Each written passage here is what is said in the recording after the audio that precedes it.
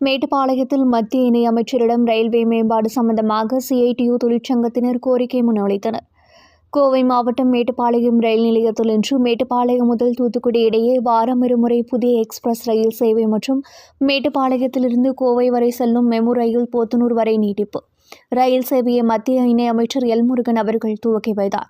அப்பொழுது மேட்டுப்பாளையம் தாலுகா சிஐடியு பொது தொழிலாளர் சங்க நிர்வாகிகள் மேட்டுப்பாளையம் கோவை ரயில்வே பாதையை இருவழி பாதையாக அமைக்க வேண்டும், மேட்டுப்பாளையம் கோவை பாசஞ்சர் ரயிலை மேலும் 2 முறை நீட்டிக்க வேண்டும், மேட்டுப்பாளையம் ரயில் நிலையத்திலிருந்து கேரளா உள்ளிட்ட வட மாநிலங்களுக்கு ரயில்கள் இயக்க வேண்டும், திருநெல்வேலி தூத்துக்குடி ரயிலை தினசரி ரயிலாக அறிவிக்க வேண்டும், இரவு நேரங்களிலும் மேட்டுப்பாளையம் ரயில் நிலையம் செயல்படும் வகையில் கூடுதல் ரயில் சேவைகளை மேட்டுப்பாளையத்திலிருந்து செயல்படுத்த வேண்டும், மேட்டுப்பாளையம் கோவை பாசஞ்சர் ரயிலில் கூடுதல் பெட்டிகள் இணைக்க வேண்டும், தற்பொழுது மேட்டுப்பாளையத்தில் நடைபெற்று வரும் ரயில் நிலைய சீரமைப்பு பணி விரிவுபடுத்த வேண்டும் உள்ளிட்ட பல்வேறு கோரிக்கைகளை வலியுறுத்தி கோரிக்கை மனு அளித்தனர்.